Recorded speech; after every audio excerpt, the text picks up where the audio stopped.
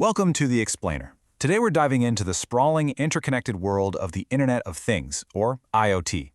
With billions of active devices all around us, from the smartwatch you're wearing right now to the sensors running your city's power grid, it honestly feels a bit like magic sometimes. But behind the scenes, it's a highly structured, logical flow of data.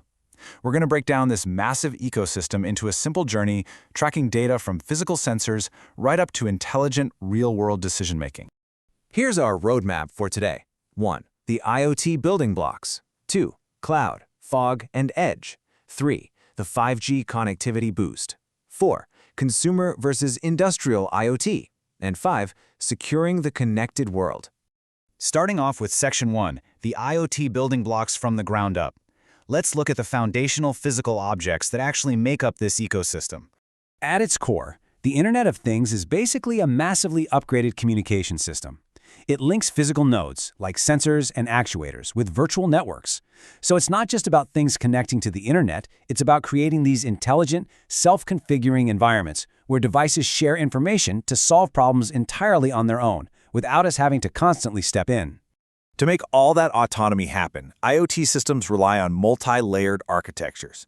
You might see 3 or 4 layers depending on the setup, but this 5-layer model is fantastic for visualizing the flow. Down at the bottom, we have the perception layer detecting raw data. Above that, the network layer passes it along to the middleware layer for data management. Then comes the application layer, which is where you might interact with it on your phone. And finally, the business layer at the very top, making the big decisions based on all that gathered intelligence. Let's zoom in on that very bottom tier, the device layer. This is where the actual hardware lives, collecting that raw data. Think of things like an Arduino board hooked up via Ethernet or a Raspberry Pi on Wi-Fi. These are your physical gatekeepers. They're out there detecting changes in temperature, motion, or light, literally translating the physical world around us into digital data.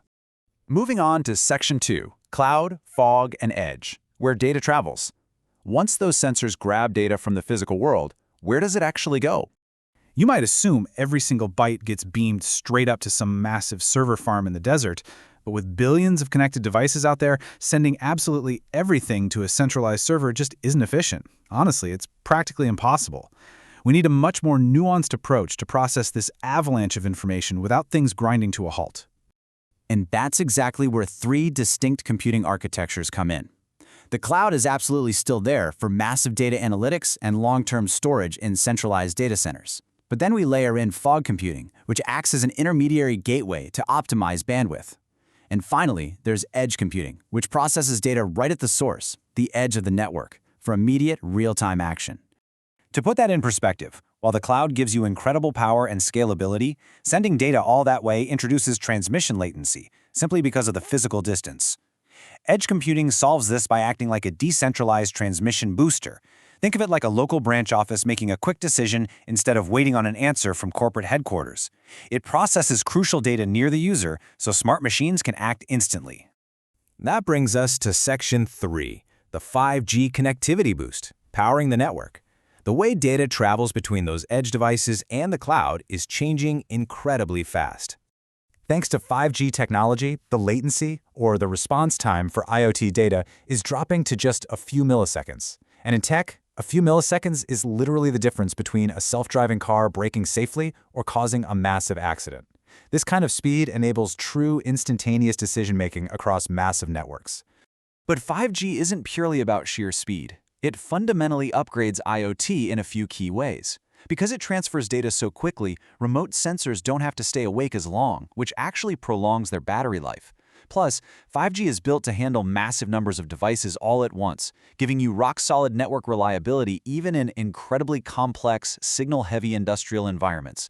Let's move to Section 4, Consumer versus Industrial IoT, 2 different worlds. This explores how this tech is applied, because the landscape is really split into 2 distinct sectors. Consumer and industrial IoT might use similar foundational tech, but they are solving completely different problems. Consumer IoT is all about people. Think smart speakers or thermostats. It's focused on convenience and automation, and those devices usually have a lifespan of 3 to 5 years. Industrial IoT, on the other hand, is built for mission-critical infrastructure like factory lines and power grids. Those devices need to last 10 to 20 years, because downtime isn't just annoying, it means lost production and real safety risks. These wildly different stakes also dictate the networks they use. Consumer IoT generally relies on Wi-Fi and Bluetooth. If your smart speaker drops offline, you just miss your favorite song. But if an industrial sensor goes offline, machinery could overheat and shut down an entire factory. Because of that, industrial IoT requires rugged, always-on connectivity, things like private cellular networks, Ethernet, and LPWAN, which allows for long-range communication without draining the battery. Next up is Section 5, Securing the Connected World, Protecting the Data. With billions of devices active in our homes and critical infrastructure, security is absolutely the most pressing challenge we face. The tricky part with IoT devices is that they often don't have a physical line of defense. To counter this, any strong security architecture has to be built on the CIA triad. That stands for confidentiality, keeping data private, integrity, ensuring data hasn't been tampered with, and availability, making sure authorized users can always access the network when they need to. If that triad fails, networks become vulnerable to two main types of cyber attacks. First, you have passive attacks, which are stealthy.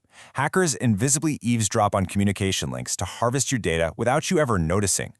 Then you have active attacks, which are aggressive and intentionally disrupt your operations, like a denial-of-service attack that floods a network so nobody can get in, or a man-in-the-middle attack that intercepts and alters data in real time. Historically, IoT devices have suffered from poor security habits, like people never changing default passwords, which makes them incredibly easy targets to get hijacked into botnets, like the infamous Qbot. To stop this, the industry is pivoting to some really advanced solutions. We're seeing widespread adoption of zero-trust architectures and blockchain-based authentication. Blockchain uses a decentralized, tamper-proof ledger, which ensures every single device is verified without relying on a central, hackable authority.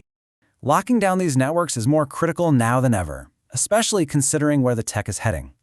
As we look at the landscape today in 2026, the convergence of IoT with AI and digital twins means these devices aren't just blindly gathering data anymore. They're context-aware. They analyze, predict, and act autonomously in real time. So, I'll leave you with this final thought. As the Internet of Things evolves past simple connectivity and into this era of AI-driven intelligence across cloud, fog, and edge networks, is your foundation secure, scalable, and genuinely ready for what's coming next?